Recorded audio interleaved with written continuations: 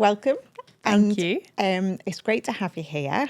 So obviously I've learned a little bit about what you do. Would you just like to explain to people what it is that you do, your background and what you're offering at the moment? Yeah. So I qualified as a physio many moons ago, and I've worked in lots of different areas within physio.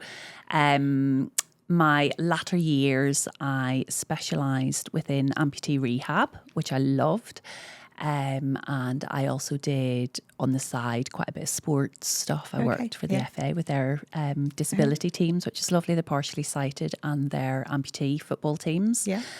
And then when I had my kids, I fell into Pilates. Okay. I had a bit of pelvic girdle pain and knew what I needed to do. There was no pregnancy Pilates on the Wirral at the time. So I trained and basically, started teaching from church halls. But now we've got Pilates studios in Heswall and Moreton doing mat and reformer Pilates. So lovely.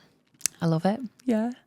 Really I've never enjoy it. tried Pilates. I used to do ballet, so I know it's Okay, kind of yeah. along the same lines. Yeah. Well, the muscle groups. Yeah, and that, lots of isn't it? ballet dancers do. Yeah. So maybe it's Pilates. something I need to do. Yeah, you'll have to give it a go. Come Yeah. on. I'll get you on the beds. Something that, so when I was looking after my dad, well, before my dad was ill, even when he first found out he had Parkinson's, one of the first things he did was he got himself in the gym. And he was in the gym 4 or 5 times a week doing yoga, Pilates, spin classes, all sorts of things. And I remember when the kids were, Josh was probably about 15, so like 4 or 5 years ago. And I lost him 3 years ago. So he was quite advanced in his Parkinson's then. Yeah. He challenged the kids to a plank off. Love it. Right? Yeah. He was there for about 5 minutes. Really? They were in a heap on the floor and he was still there. That's incredible. And I've always used that as a bit of a marker to say, it's obviously worked doing all that core strength work 100%. because it really helped him, Yeah. That's kind of what we were talking about before, wasn't it? As people get older, Yeah. even our age, it's like you've got to start looking after your muscle groups, haven't you, to keep your strength up? Yeah. Past the age of 35, it all goes downhill, pretty much. We lose bone density, we lose muscle mass, our ability to balance reduces, our coordination reduces. And, I always say past this age, we can either be building resilience or losing resilience, and that's a choice that people make. And, no matter how far past that age you are, you can still make a huge difference. Yeah. And that's what I love about my job is, we get people in their 80s still, they will come to Amazing. class. And I think a lot of it's mindset, Yes. And for some people it does take a big moment to say, actually, if I don't look after my health, then, I'm going to suffer the consequences. But I think the beauty about the human body is that it can change and adapt. Yes. Whatever, stimulus you give it, it will change to that stimulus. So if your Yes. stimulus is sitting in a chair all day, then, it's not going to change in a good way. Exactly. Whereas you get yourself down to the gym, you're going to build muscle, build bone density, and be able to plank for 5 minutes. Yeah. That's awesome. I know. Honestly, it blew me away. Yeah. Obviously, in elderly care, one of the biggest things is falls, isn't it? Yeah. Not only falls, but the concern that you're going to fall can often be inhibitive. And we find that with a lot of our 100%. clients in the home care is that a lot of what happens is people get so frightened that they're going to fall that they stop doing certain things. And then it's just self-perpetuating and it just gets worse and worse. Yeah, absolutely. So, we're talking to them all the time about trying to keep active and that's so important, isn't it? And I think, I can't remember what the statistics are, but after your first fall, that impact is really significant for the fear of falling. Yes. And then it snowballs, doesn't it? As you say, they become less active. And in a structured falls prevention program, that's one of the areas that they target is actually the fear of falling. Yes. And, you know, I know we were talking about it before about education being a huge side of it. And I think if people understand that fear and the impact of that fear, sometimes it helps them. That in itself can help them say, well, actually, no, I need to push myself out of my comfort zone. Yeah. And I think as we get older, we do want to settle in our comfort zone a little bit more, don't we? We want to do what feels okay. But quite a lot of the time, that's, you know, the things that aren't serving us well. Yeah. Yeah. But and they say, nothing good ever happens in your comfort zone, or progress is never made in your comfort zone, or something like that. Yeah. And nothing grow. will change if nothing changes. Absolutely. Yeah. I think working on people's balance as well is important, isn't it? Because your balance has a lot to do with how likely you are to fall. That's right, isn't it? Yeah, there's posture. lots of factors. Obviously, you know, some of those things that I mentioned as we pass the age of 35, our balance is one of the things that is affected. And then we think, well, what actually plays a part in our balance? And there's loads of different systems. So in a Pilates class, if I'm working on balance, sometimes we'll choose themes, and balance comes up a lot, you know, in what our clients want us to work on. And again, that's any age group. It isn't necessarily the older clients, because, you know, once we feel our balance go, we really feel it. But the things that play into that will be the strength. So it's not just your core strength, it's the strength around your hips, around your knees, your feet and ankles as well. I'm a big advocate on barefoot shoes, because a lot of the time we can wear shoes that are so supportive that we're stopping our muscles within our feet working effectively. And, you know, they can be forcing our feet into positions that aren't natural for our skeleton. So actually, by wearing barefoot shoes, you not only have better contact with the ground, so you've got proprioception. That's one of the things that can get affected, is your ability to know where your body is in space, and the signals that your sensory nerves send to your brain. Again, if your feet are squished in shoes, that can get affected, whereas the barefoot shoes, you get more proprioceptive input. Arches as well are supported by the muscles in our feet. So if the arches are always being supported by the shoes, then those muscles aren't having to create that support, and you can get into a vicious cycle. Because often people think you should have arches in the shoes, don't they? No. Okay. There is a point, like, obviously I wouldn't go and advocate somebody to just go and buy a pair of barefoot shoes and that's it, away you are. If you've got that weakness already there, then you actually do need to build up to wearing the shoes. So you would say, well, just maybe wear them for an hour a day to start off with, especially if you've got a few issues with your feet or your knees, your hips or your back, because it, you know, that's your starting position in Pilates. Your feet are one of the major areas that we work on.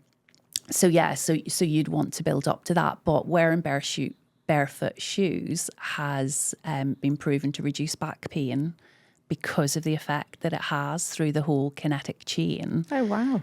So I'm a massive advocate of them. I didn't even know there was such a thing as barefoot shoes. Yeah, these are barefoot shoes. I mean, they look a bit special, some of them. These are particularly wide shoebox. But that's another thing. So the barefoot shoes, there's a couple of areas that they target. Obviously, the first of it is no support within the shoe. You know, they're quite flat. There's no arch support. They also have a zero drop on them, so your heels aren't raised. So with most shoes, you know the difference between the heel height you've usually got that. But also they've got a wider toe box. So balance. So most people's feet as adults are shoe shaped rather than feet shaped. And if you compare children's feet to adults' feet, obviously they look massively different.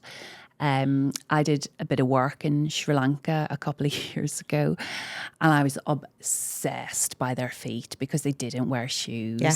And literally, the difference, they had like a big toe size space between their big toe and their first toe, a lot of them. And that is what we should have. We actually should have space between all of the digits in our feet, and our digits of our feet should be able to move independently of each other. Right. And again, these are exercises that we do in Pilates. We'll get people to start, lifting your big toe and lowering it on its own. Can you do that? Can you do your little toe on its own? Can you take your big toe out and in? And again, because people have them squished in shoes, their big toes will be just so immobile. So, and if you think of when you're balancing on an uneven surface, you need that flexibility and mobility in your forefoot. So, so barefoot shoes is a big one. It's a strange, it's not a strange concept because it makes perfect sense, but it is a strange concept because how often I know, as in what I do when we go into people in their own homes, first thing we tell them to do is make sure they're wearing shoes. Yeah.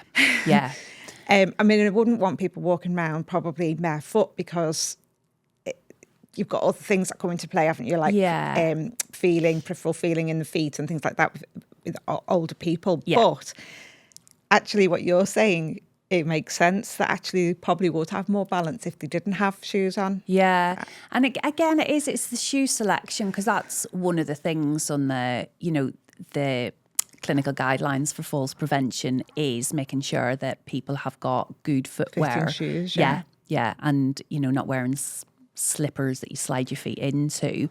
But I think you can strike a bit of a balance, can't you? And just making sure that the shoes are sturdy. Mm-hmm. Again, I think, if we're talking about over 65, 70, into the 80s, I wouldn't be starting to change people into barefoot shoes then. I think that might be a bit, maybe a step too far. I mean, some people might manage it, but, if we're thinking of what we can do now to prevent it. Yeah, absolutely. And it's just a little tweak that's easily done if you're not too fashion conscious. Yeah. They're not always the trendiest, but if you're wearing your barefoot shoes 50-60% of the time, then that's still going to make a difference. That's something I'll have to look into. Yeah. There you go. But what we were talking about all the different elements that the different factors that play with your balance. Yes. And obviously that foot strength, that lower limb strength, the proprioceptive input, which I was saying, and you spoke there about, peripheral neuropathies where people lose that feeling within their feet. So that obviously will have an impact on risk of falls. But things like inner ear, as we get older, we've got little hairs in our inner ear that feed information to our brain for our balance and our dizziness, and those hairs reduce. But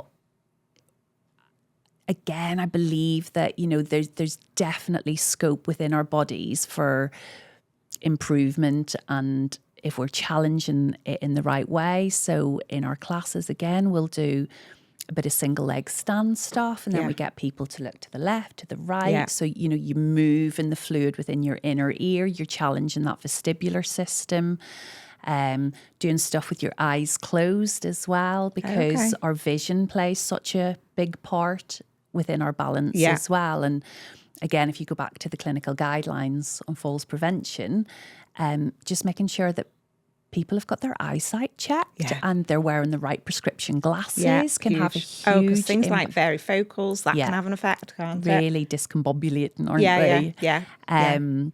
Or even if you knock your glasses, so if you've got varifocals and you knock your glasses, that can send your vision off, can't it? And they're not, so vision has a huge part to play. So again, if we're thinking about training it, doing some single leg stand stuff with your eyes closed if you can, and it's safe to do so.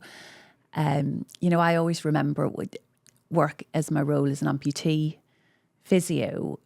we had this amazing client she was completely blind, and she lost her leg, and her rehab was incredible. She was already... because she had this awareness that she wasn't relying necessarily on vision. Obviously, to lose a foot, losing that proprioceptive input, but her adaptability was incredible because she used her other senses so much. Yeah. So again, it's about like, you know, we might not have a strength in one area, but what can we do in other areas to build strength and resilience, and train other areas to make up for, you know, if your vision isn't great, your hearing isn't great. Yeah. But it's all about the challenge, I think, and constantly challenging your body so it does change for the better. Exercise and activity. Is there anything that even you could be doing yourself, even if it didn't involve going out to a class? Is there anything that you could do on a daily basis yourself just to help to keep that balance going? Yeah. And again, it's one of the things that I'm always harping about in class. I'm going, you know, it's the little take homes that make the difference. Yeah. And if you're in Sainsbury's and you see people lunging down Sainsbury's with their trolley, they'll be one of my clients. So it's just little wins, isn't it? And I think the hardest thing about doing these things is actually remembering to do them. So I always try and get my clients to link it to an activity that you already do. So when your kettle's boiling in the kitchen, do 20 calf raises at this, you know, so you've got the kitchen worktop there. If you're a little bit more unsteady, if you do feel a bit stronger, do single leg calf raises. We should be able to do about 20 single leg calf raises to make sure that our calves and our foot and ankle strength is optimal. So I always say that's a good... And is that going on your toes? Is it a calf raise? So literally lifting up onto your toes, lifting your heels up, and trying to get as high as you can well, because a lot of people lose strength and range. Yeah. So they can only do like a little half lift. Yeah. So if you can't do a full lift, single leg, then focus on doing a full heel lift with both legs before you then progress onto single leg. Things like getting on and off a sofa. If you can't get off a low chair, then start on a dining room chair. Try not to use your hands. And, you know, if you're getting up, get up and down 5 times instead of once. Using stairs where you can. Obviously, lifts are a massive convenience, aren't they? But I'm a big advocate of using stairs. I sometimes get my clients when they're brushing their teeth to stand on one leg. Heard that before, But any opportunity, same thing in Sainsbury's, when you're stood waiting for the till, it's a perfect opportunity. I don't know why I'm choosing Sainsbury's. Aldi's all the brands are available. Yeah, Aldi's no good because they get you through the till too quick, don't they? But, or stood waiting for a taxi or a bus. They're just little opportunities that you can start to associate. So I'll do calf raises loads whenever I'm stood, or just stand on one leg. They're simple wins. But other activities like your gardening. Yeah. So we were talking, weren't we, about often as you get older, you stop yourself from doing things, don't you? You know, I've kind of started this a little bit with my mum, you know, like she'll say she's going out in the garden. I'll be like, well, don't do too much. And, you know, you start to protect that person. But actually keeping active is, even if you just do a couple of minutes a day doing something, makes a huge difference, doesn't it? Getting the hoover out, making sure that, you know, if you are able to clean the house, try and do it yourself. And, you know, my mum and dad moved into a bungalow in their retirement, and they were both totally fit and able, but obviously preparing for that. But actually, as a result of that, I saw a big decline in my mum's leg strength. Yeah. And I could see her when she came to my house then really struggling on the stairs. Yeah. And, you know, I've just recently been home with them, and I was just saying to them, I'm so proud of them now, because they've they've always tried to be active, but I think they have seen themselves that they haven't been active enough in the right ways. Yes. So they're making a really conscious effort, and dad's going to the gym, and, you know, mum's doing Pilates and yoga and aquafit. And That's brilliant. I've seen a huge difference in them, you know, even just in the last 18 months because they've been doing that. And it's, I think sometimes you do end up with a bit of a wake-up call, don't you? But if we can get people before that point, because, you know, some people don't come back from those wake-up calls, do they? And no, not at all. it's prevention's much better than cure. Yeah. That's brilliant. Yeah. So one of the things that we talk about within our Pilates classes is women specifically, menopause and the change in hormones, and the reduction in bone density becomes accelerated once we go through that perimenopause, menopausal state, and encouraging women to lift a bit heavier. It's never been really the done thing. I think, again, things are changing now. We've got more information, we've got more knowledge. I do think specifically younger girls are lifting a bit heavier in the gym, but I know when I was in my 20s, it was like there was Muscle Beach over there and the women didn't go into it sort of thing. Whereas there's definitely a shift, and people are realising that you've got to lift heavy in order to preserve your muscle mass and your bone density. And I think what are the statistics? I've got them here, but after a hip fracture, which is obviously frailty is one of the biggest causes of fractures. And after a hip fracture, up to a third of people will die within a year of a hip fracture, and 1 in 5 will enter long-term care. Wow. So making sure that our bones are as robust as possible. And probably a bit of a deviation, but I always come out with the most random statistics within my classes, because things like there is evidence to show that you live longer the stronger your big toe is. Totally random. A big toe. So, and this is why I say, like, obviously we do loads of toe work in Pilates. So therefore I'm deducing that you live longer if you've got a stronger big toe, or if you do Pilates. Amazing. I love that. So, but I think ultimately what all of this evidence comes down to is you live longer the more active you are. Yeah. You know, and it's really as simple as that. But to reduce the risk of the hip fractures, we want to have strong bones and we want to have strong muscles. So we're reducing our fall. And if we fall, then our bones are our bones are robust enough to take the impact of the fall. So again, you know, I know that it can be quite daunting for women to think about going into a gym and lifting heavy weights, which is another reason why Pilates specifically, I think, is a really nice entry point to that. Firstly, from the fact that, you know, if you've got a good instructor within Pilates, they will educate you how to move well to reduce the risk of injury. And it's really about getting that control and getting that stability within the joint. So then we do try and encourage our, not just our women, but everybody within the class, that really, if they can and they're happy to, that getting into strength training is something that will really benefit them.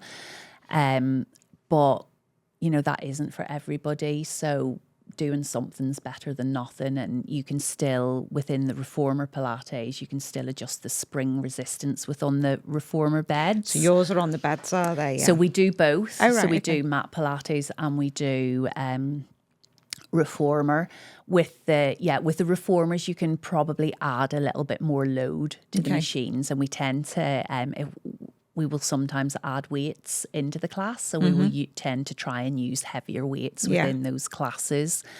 But even within the mat work studio, you know, you still you're still loading, you're still putting your body weight through your muscles, your joints, your tendons. We use resistance bands and in order to build strength, it does need to be progressive. Yes. So it's one thing turning up for class, and this is one of the big discussions that I had with my mum last year. Although she was going to Pilates, she was just going through the motions. Okay.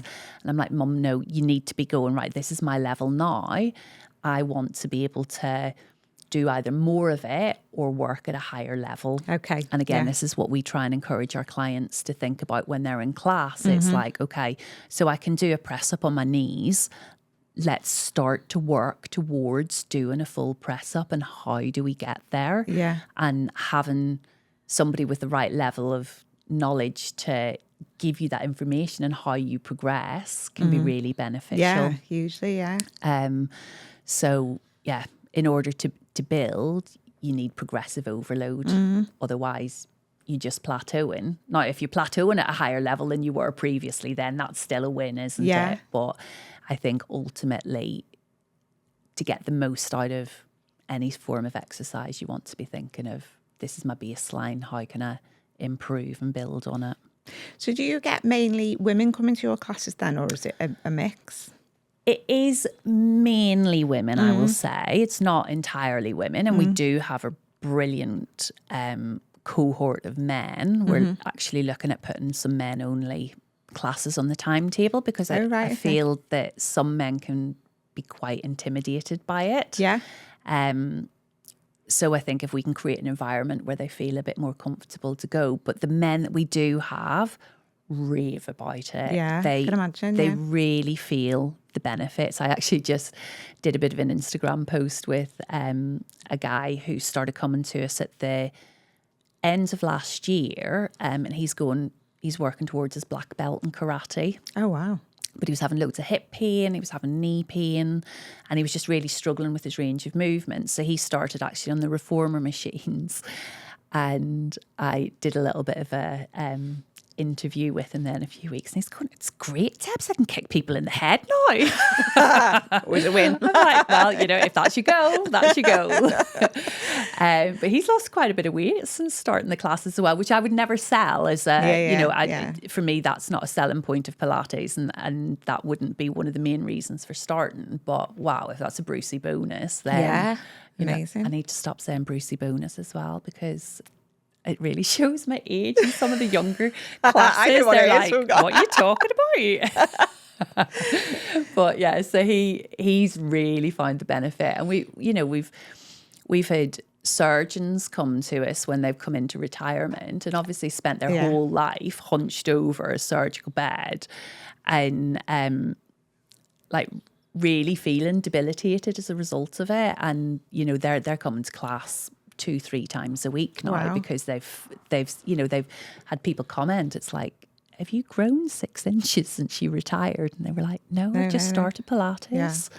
So, so I did a yoga class a couple of weeks ago, and my teacher, she did a lot of work on our back, on our shoulders, and a lot of it was putting your shoulders back and down, and she worked on this part of the neck at the back. And I swear to God, I woke up the next morning and I felt 2 inches taller.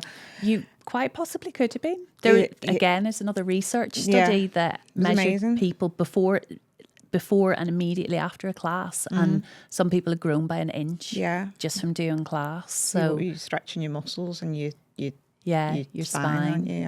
because sadly we spend so much of our life heads down and neck pain, heads down and phones and laptops and stuff. So Pilates makes you live longer and it makes you taller. And possibly slimmer. Yeah. I've taken all of those 3. But it's funny, isn't it, how the research just, you can get a headline out of it. I love that about the big toe. Yeah, it's brilliant. I'm taking it. Same with grip strength, actually. Right, So that your life expectancy can be correlated to your grip strength. But what it basically comes down to is people with stronger big toes and stronger grips are more active generally. Yeah. So, and if you're more active, you're going to live longer, aren't you? And live healthier. We were talking, the guest before you, we were talking about she's a celebrant, a funeral celebrant, and we were talking about what is a good death. And one of the things that she spoke about was her mum. In the end, she'd had a 6 to 12 month expectancy, and she only lasted not even a month. Oh gosh. And actually, in hindsight, although it was devastating, she didn't actually suffer. Do you know what I mean? She could have gone for 6 to 12 months really struggling, and she didn't. It was quick. But if you can do whatever you can to keep yourself healthy, then actually you're not going to be struggling with ailments and pains and, not being able to go out and see people, and you can just live your life, can't you? And 100%. And enjoy it. When I was working in, I did a bit of time in GP clinics, doing physio for a few GP clinics in the Wirral. And there was one of the most poignant times, and this will stick with me forever because it just really showed me as well how important mindset is in everything that we do, but obviously maintaining our health. So I had 2 new patients in that afternoon. They were both 81. And I always like to have a little bit of a read of their history and stuff, just so I get a bit of an idea of who's coming in. They both had hip pain. So they were pretty much identical, apart from one had a really, really extensive medical history. She'd had cancer previously. She had quite a lot of issues from radiation therapy. She had chest conditions. She had a big medical history. And this other lady came in, she was coming in with basically nothing, just this bit of hip pain. So rightly or wrongly, I assumed, I was like, oh gosh, this lady with this big medical history is going to be quite difficult to treat possibly. And she should be a doddle, the other lady. So the one that came in with no other medical history came in walking, linked in her daughter's arm with a walking stick and quite frail. And I was kind of like, that's fair. She's 81 or whatever. And I wasn't massively shocked by that until the other lady came in with this massive big list. And she literally skipped into the room. She had her hair in a big top knot and a face full of makeup, and she was vibrant. And she was like, oh, I didn't let any of that stuff get me down, dear. It's like, I still garden, I still do my housework, I won't get a cleaner, and I could have a cleaner, but I won't get one. And like her whole outlook, just that had the biggest impact, I think, on her whole health and her thought process about health and not letting it impact her. Yeah. And, both of them had similar issues with their hip, actually. And the one that had all this medical history got better much quicker. She had the mindset to do the exercises. Absolutely, It was like she wasn't going to let life get to her. And again, I'd said earlier about sometimes it takes big events to shape people's mindset into what they're going to do. And, maybe that having cancer as a young person gave her the drive and the push and the determination not to let anything get on top of her. So, but it's hard, isn't it? Because I know some people kind of struggle to get out of the mindset of I'm getting older. And, we still get a lot of people come to class going, oh, but I'm such and such an age. And I'm like, never in my career really have I looked at somebody's date of birth, because to me it really doesn't matter. No. It's how you feel, how you move, how you think. And you just deal with what you're dealing with. And we're living a lot longer now, aren't we? I mean, to retire, I know the retirement age has increased, but if you think, people retired at 65 or 60, and they may have had 20 years to have their retirement and whatever came next. But now, people are living into their hundreds, and that's a long time to not be well, isn't it? So to look after yourself and keep yourself healthy and keep yourself strong. And and definitely I think as soon as you start to hit that 35 plus age, you are going to feel more niggles and more aches. But I think the more you focus on them, the more you focus on them, Exactly. and then the less you do. And sometimes you just got to crack on, haven't you? As harsh as that might seem, but No, don't let it get on top of you. Yeah. And that's, Amazing. I love it when I see the octogenarians and everything just like living life to the max and saying, and I think at that age as well, you get a bit of a license to speak your mind a bit more. Yeah. And Oh, yeah. I loved it. I loved working like, even on the orthopedic wards, or I worked within like dementia wards and stuff like that. I was inspired. Oh, some of the stories we hear of people, things they've done. And I can remember one of the first ladies in Apollo Care that I looked after. She was 104 and she could get her knees near enough up to her shoulder. She was incredible. Yeah. She struggled to actually we were helping her with personal care, but, her legs would be...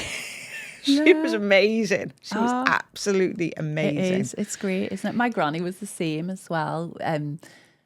Just that she did end up with dementia and Alzheimer's and ended up in home. But even right before then, because my family just, they let out a sigh of like, oh God, here's Debs come to tell us what we have to do to stay fit and healthy again. Yeah. And Granny would be like, well, I am fit and healthy. And she'd stand up and she'd bend over and touch her toes and stuff. And she was like, what? That was in her late 80s. Oh, it's great, lovely. isn't it? Yeah. Yeah, my family just, Where can people find you, Debbie? Debbie, you've done it again. Don't worry, it's fine. It's fine. So we have a reformer and a mat studio in Heswall and Pensby Road. Okay. And then we have got reformer and mat studio in Moreton, in Balance Studio on the Cross in Moreton. Okay, So, lovely. And online? Online, we are pilatesbyphysio.com and Pilates by Physio on Instagram and Facebook as well. Brilliant. Thank you very, very much. Oh, thank you.